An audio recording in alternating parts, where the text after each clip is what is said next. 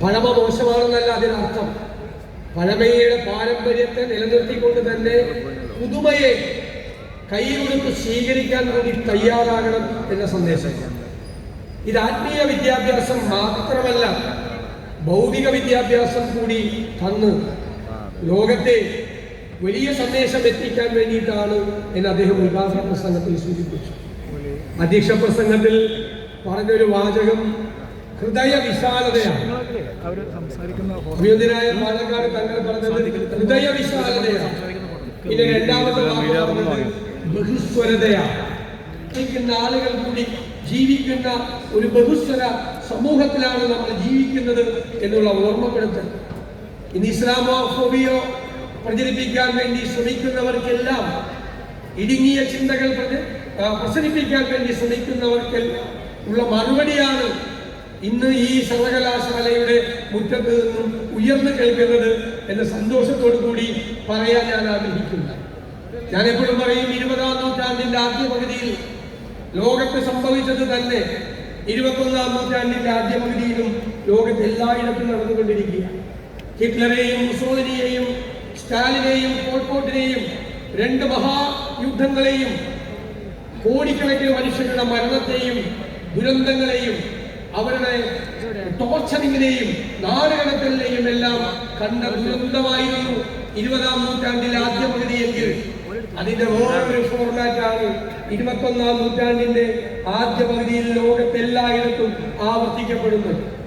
വംശീയ സംഘർഷങ്ങൾ ഉണ്ടാക്കാൻ വേണ്ടി ശ്രമിക്കുന്നു, ആളുകളെ ഭിന്നിപ്പിക്കാൻ വേണ്ടി ശ്രമിക്കുന്നു.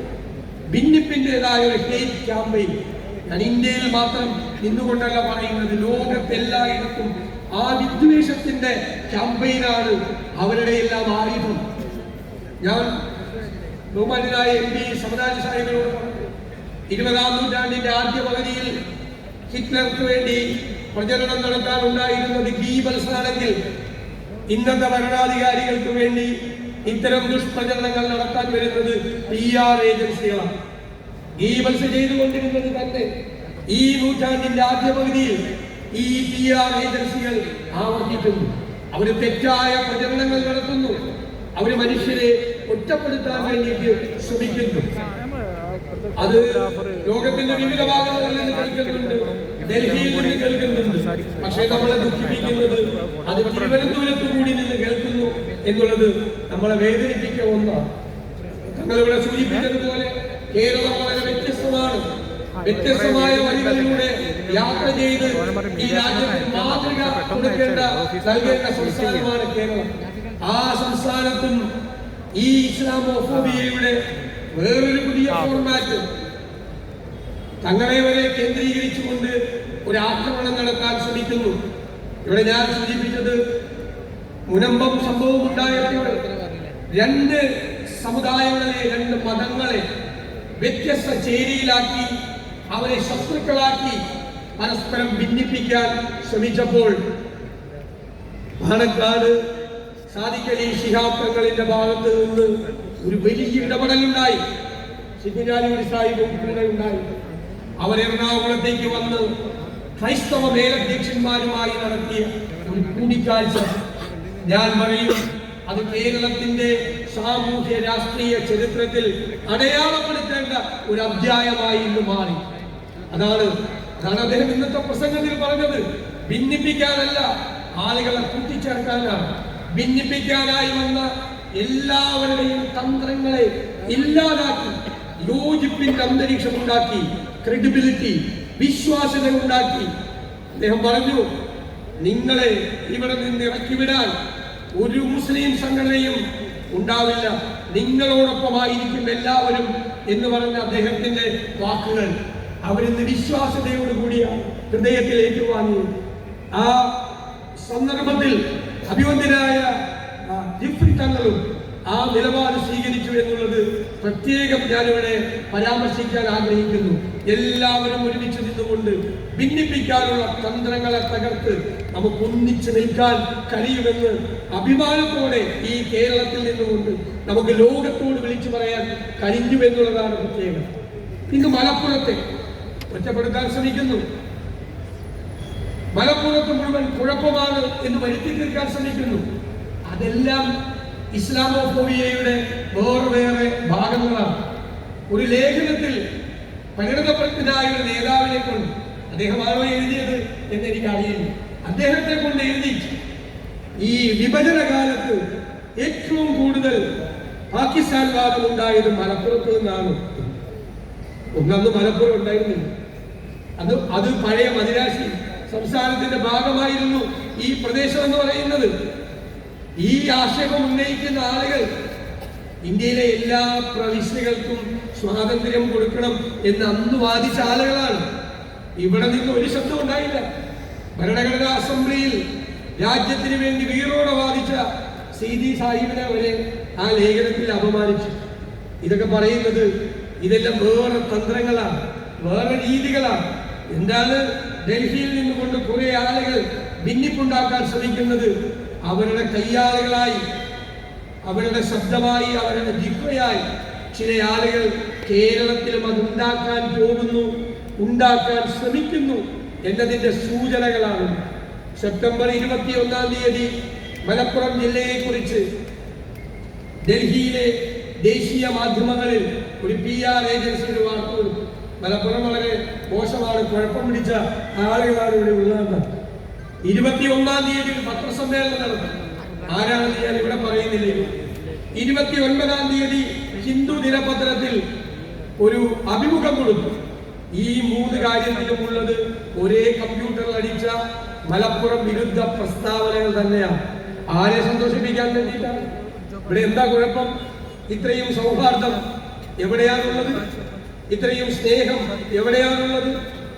ഇതുപോലെ ഒരുമിച്ച് താമസിക്കുന്ന സ്ഥലം വേറെ എവിടെയാണുള്ളത്?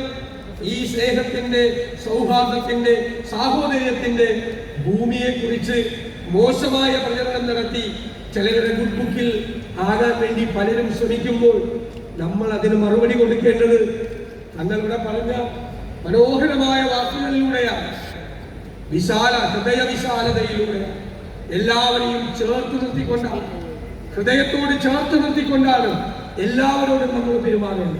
നമുക്കവരെ തോൽപ്പിക്കാൻ കഴിയും. എനിക്ക് ഉറപ്പുണ്ട്. നമുക്കവരെ ഒരുമിച്ച് നിന്നുകൊണ്ട്, തോളോട് തോളൊരുമി നിന്നുകൊണ്ട്, നമ്മളെ ജാതീയമായി മതപരമായി ഭിന്നിപ്പിക്കാൻ ശ്രമിക്കുന്ന എല്ലാ ശക്തികളെയും നമുക്ക് ചെറുത്തു തോൽപ്പിക്കാൻ നമുക്ക് കഴിയുമെന്ന കാര്യത്തിൽ യാതൊരു സംശയവുമില്ല. മക്കയിൽ നിന്നും മദീനയിലെത്തിയ പ്രവാചകൻ അവിടെ ഒരു ഭരണഘടന ഉണ്ടാക്കി. ആ ഭരണഘടന ഇസ്ലാമിന് വേണ്ടി മാത്രമുള്ള ഭരണഘടനയായിരുന്നു. അവിടെ ജീവിച്ചിരുന്ന ക്രൈസ്തവർക്ക് വേണ്ടി, അവിടെ ജീവിച്ചിരുന്ന ജൂതന്മാർക്ക് വേണ്ടി എല്ലാവർക്കും അവരവരുടെ പ്രാർത്ഥനകളിൽ മുഴുകാൻ, അവരുടെ വിശ്വാസത്തിൽ നിൽക്കാൻ അവരെ അനുവദിക്കുന്ന ഒരു ഭരണഘടനയാണ്. ആ ഭരണഘടന പോലെ സമാനതകളില്ലാത്ത ഒരു ഭരണഘടനയാണ് നമ്മുടെ രാജ്യത്തിന്റെ ഭരണഘടന. എല്ലാവരും ചേർന്നുകൊണ്ട്, ഒരുമിച്ച് നിന്നുകൊണ്ട്, ഈ രാജ്യത്തെ എല്ലാവരെയും ഒരു കുടക്കീഴിൽ ആക്കിക്കൊണ്ട്, ഭിന്നിപ്പിന്റെ ശ്രമങ്ങൾ ഏറ്റവും കൂടുതൽ ഉണ്ടായിരുന്ന ഒരു കാലത്ത് ആ ഭിന്നിപ്പിനെതിരായി ശബ്ദമുയർത്തിയ ഈ രാജ്യത്തിന്റെ ഏറ്റവും വലിയ ഡോക്യുമെന്റ് ആണ് ഇന്ത്യയുടെ ഭരണഘടന. ആ ഇന്ത്യയുടെ ഭരണഘടന നൽകുന്ന അവകാശങ്ങൾ ഇല്ലാതാക്കാൻ ആര് ശ്രമിച്ചാലും അവരെ നമ്മൾ പരാജയപ്പെടുത്തുക തന്നെ ചെയ്യും. നമുക്ക് ഈ രാജ്യത്തിനൊരു മഹിതമായ പാരമ്പര്യമുണ്ട്. അന്ന് ഇവര് പലരും പറയുന്ന പാരമ്പര്യമല്ല. ലോകത്തിന്റെ വിവിധ ഭാഗങ്ങളിൽ നിന്ന് വന്ന എല്ലാ ജനപദങ്ങളെയും ഇരുകൈകളും നീട്ടി സ്വീകരിച്ചൊരു പാരമ്പര്യം. അതിന്റെ തുടർച്ചയായിരുന്നു ദേശീയ പ്രസ്ഥാനം. എല്ലാ വൈവിധ്യങ്ങളെയും ഹൃദയത്തിലേറ്റിയ ഒരു പാരമ്പര്യം. അതിന്റെ എല്ലാം പ്രോഡക്റ്റാണ് നമ്മുടെ ഇന്ത്യൻ ഭരണഘടന. ആ ഭരണഘടനാ മൂല്യങ്ങളെ സംരക്ഷിക്കാൻ നമുക്ക് കഴിയും, നമുക്ക് കഴിയണം. നമ്മൾ ഒരു കാര്യം മനസ്സിൽ വിചാരിക്കുക, നമ്മളല്ല ഭീരുക്കൾ, നമ്മളല്ല ഭയക്കേണ്ടത്. അവരാണ് ഭീരുക്കൾ. അവർക്കാണ് പേടി, അവർക്കാണ് ഇൻസെക്യൂരിറ്റി, അവരാണ് അരക്ഷിതരായിരിക്കുന്നത്. കാരണം അവരാണ് വേണ്ടാത്തത് ചെയ്യുന്നത്, അവരാണ് ദൈവഹിതത്തിനെതിരായി പ്രവർത്തിക്കുന്നവർ, അവരാണ് മനുഷ്യനെ ഭിന്നിപ്പിക്കാൻ ശ്രമിക്കുന്നത്. ഭയം വേണ്ടത് അവർക്കാണ്, നമുക്കല്ല ഭയം വേണ്ടത്. നമ്മൾ ധീരരായിരിക്കുക. ഭീരുക്കളെ തോൽപ്പിക്കേണ്ട ചുമതല നമുക്കാണ്. നിങ്ങൾ ഈ കേരളത്തിലും രാജ്യത്തിന്റെ വിവിധ ഭാഗങ്ങളിലും ലോകത്തിന്റെ വിവിധ ഭാഗങ്ങളിലും നിങ്ങൾ ഇവിടെ നിന്ന് നൽകിയ ഈ മഹത്തായ സന്ദേശം ലോകത്തിന്റെ വിവിധ ഭാഗങ്ങളിൽ പ്രബോധനങ്ങളിലൂടെ മനുഷ്യ മനസ്സുകളിലേക്ക് എത്തിക്കാൻ ശ്രമിക്കുന്ന ഈ സർവകലാശാലയുടെ അംബാസഡർമാരായി മാറട്ടെ എന്ന് ആശംസിച്ചുകൊണ്ട് ഈ ചടങ്ങിൽ